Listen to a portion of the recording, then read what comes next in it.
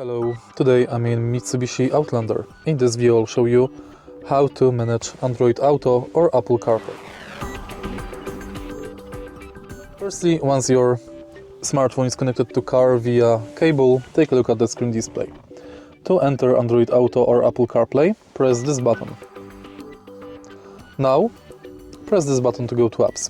Here you can manage Google Apps, iPhone apps, Messenger, bank accounts, WhatsApp, YouTube, messages and more. You can also download new apps for Android Auto or Apple CarPlay. You can use voice assistant, what's the weather like tomorrow,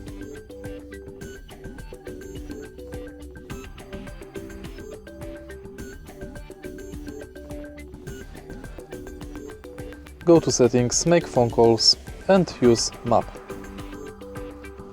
To leave Android Auto or Apple CarPlay, go to apps and select this icon. If you find this video helpful, please leave like, comment and subscribe.